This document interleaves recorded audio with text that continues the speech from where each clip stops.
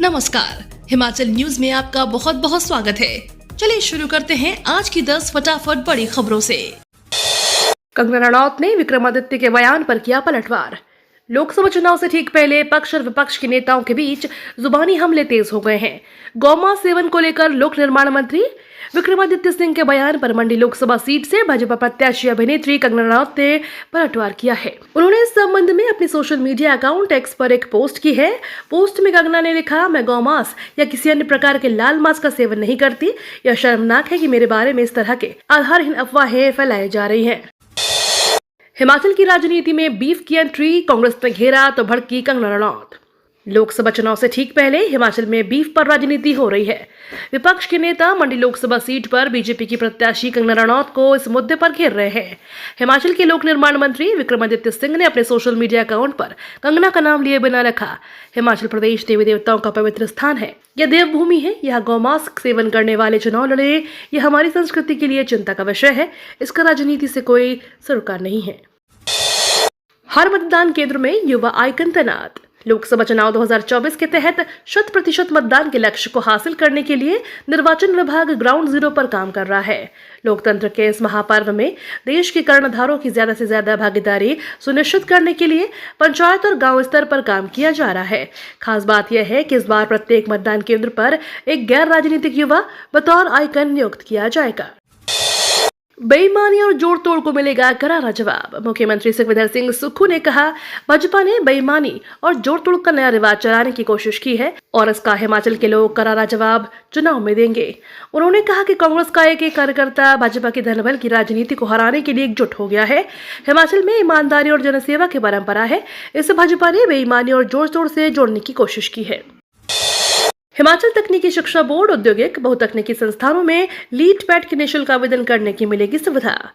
हिमाचल प्रदेश तकनीकी शिक्षा बोर्ड धर्मशाला ने बहुतकनीकी प्रवेश परीक्षा और लेटरल एंट्री एंट्रेंस टेस्ट 2024 के आवेदन प्रदेश भर के औद्योगिक प्रशिक्षण संस्थानों में निःशुल्क भरने की सुविधा दी है। प्रदेश भर में चल रहे सभी सरकारी पॉलिटेक्निक संस्थानों और औद्योगिक प्रशिक्षण संस्थानों को आवेदन करने के लिए चिन्हित किया गया है। इन संस्थानों पर अभ्यर्थियों के निःशुल्क ऑनलाइन आवेदन करने के साथ इन्हें ट्रेंड चुनने के लिए जागरूक किया जाएगा। हिमाचल कोल्ड स्टोर में रखे हिमाचल के सेब के दाम धड़ाम, करोड़ों रुपए का नुकसान। नवरात्र से पहले फलों की मांग में भारी इजाफा होने के बावजूद कोल्ड स्टोर में रखा हिमाचली सेब बुरी तरह से पिट गया है। प्रदेश के बागवानों और कारोबारियों को कोल्ड स्टोर में रखा सेब घाटे में बेचना पड़ रहा है। हर साल हिमाचल का करीब 1 करोड़ पेटी सेब कोल्ड स्टोर में रखा जाता है। अवैध रूप से भारत आ रहे सस्ते सेब के कारण हिमाचली सेब की मांग खत्म हो गई है। अप्रैल की शुरुआत से ही सेब की मार्केट करीब 30 से 40% तक गिर गई है। नए सत्र के लिए 16 मई से शुरू होंगी प्रवेश परीक्षाएं, शेड्यूल जारी। हिमाचल प्रदेश विश्वविद्यालय के शैक्षणिक स्तर 2024-25 के लिए कैंपस में संचालित किए जा रहे स्नातक और स्नातकोत्तर डिग्री कोर्स में प्रवेश लेने के लिए प्रवेश परीक्षाओं की तिथियां तय कर पूरा शेड्यूल जारी कर दिया गया है।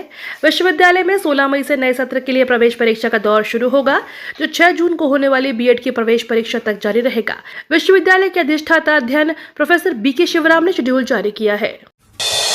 मालदीव की पूर्व मंत्री को भारत को लेकर एक बार फिर मांगनी पड़ी माफी। मालदीव की पूर्व मंत्री मरियम श्यूना ने भारत को लेकर दोबारा अपनी पोस्ट पर माफी मांग ली है। हाल ही में उन्होंने विपक्षी पार्टी एमडीपी के झंडे को लेकर अपमानजनक पोस्ट किया था। मरियम ने इस पोस्ट में भारत के राष्ट्रीय चिन्ह अशोक स्तंभ में लगी तीलियों का गलत तरीके से उपयोग किया था। इसके पहले उन्होंने पीएम मोदी के लक्षद्वीप यात्रा पर अपमानजनक टिप्पणी की थी, जिसके बाद उनको मंत्री पद से बर्खास्त कर दिया गया था। हिमाचल में आबकारी विभाग की बड़ी कार्रवाई, 52,440 लीटर अवैध लाहन बरामद। राज्य कर एवं आबकारी विभाग ने जिला बिलासपुर, नूरपुर, कांगड़ा, सिरमौर, मंडी, ऊना, चंबा और कुल्लू में अवैध शराब के विरुद्ध कार्रवाई करते हुए 52,440 लीटर लाहन बरामद की है। राज्य कर एवं आबकारी आयुक्त यूनुस ने बताया कि विभाग ने प्रदेश के सभी जिलों में टास्क फोर्स टीमों और उड़न दस्तों का गठन किया है। आपको बता दें, प्रदेश भर में विभाग की 59 टीमें काम कर रही हैं। गेहूं की कटाई के पहले खुल गए खरीद केंद्र। प्रदेश में किसानों से गेहूं की फसल खरीदने के लिए गेहूं खरीद केंद्र खोल दिए हैं, लेकिन अभी तक खेतों में किसानों ने गेहूं की फसल की कटाई शुरू नहीं की है। अधिकतर जगहों पर 13 अप्रैल या फिर उसके बाद गेहूं की कटाई शुरू होगी। कई जगहों पर गेहूं की फसल पक चुकी है, लेकिन अधिकतर जगहों पर अभी गेहूं की फसल नहीं पकी है। गेहूं की फसल पकने के बाद ही खेतों में किसान गेहूं की कटाई शुरू करेंगे। प्रदेश में किसानों से गेहूं की फसल खरीदने के लिए विभाग की ओर से तैयारियां पूरी कर ली गई हैं। इग्नू की फीस जमा करने को मिल रहे फर्जी लिंक। इंदिरा गांधी राष्ट्रीय मुक्त विश्वविद्यालय में प्रवेश और दोबारा पंजीकरण आदि के माध्यम से फर्जी संदेश, ईमेल, फोन कॉल और फीस जमा करने के लिए इन दिनों छात्रों को फर्जी लिंक आ रहे हैं। ऐसे में इग्नू की ओर से छात्रों को इस बारे में सचेत किया गया है। इसमें कहा गया है कि छात्र किसी भी तरह के झांसे में न आए और अभ्यर्थी सावधान हो जाए, क्योंकि इग्नू ने इस तरह के फर्जीवाड़े को लेकर नोटिस जारी किया है। पीएम मोदी के खिलाफ चुनाव आयोग पहुंची कांग्रेस ने पार्टी के घोषणा पत्र की तुलना मुस्लिम लीग से करने पर पीएम मोदी के खिलाफ चुनाव आयोग के पास शिकायत दर्ज कराई है। पार्टी ने आरोप लगाया है कि कांग्रेस के घोषणा पत्र की तुलना मुस्लिम लीग के विचार से करना देश को बांटने की कोशिश है। कांग्रेस नेता जयराम रमेश ने बताया कि ईसी के पास कुल 6 शिकायतें दर्ज कराई गई हैं, जिनमें 2 पीएम मोदी के खिलाफ है। बीएड शिक्षकों पर सुप्रीम कोर्ट का बड़ा फैसला। अगस्त 2023 के सुप्रीम कोर्ट के फैसले से पहले प्राइमरी शिक्षक के रूप में नियुक्त बीएड डिग्री धारकों को सुप्रीम कोर्ट से बड़ी राहत मिली है।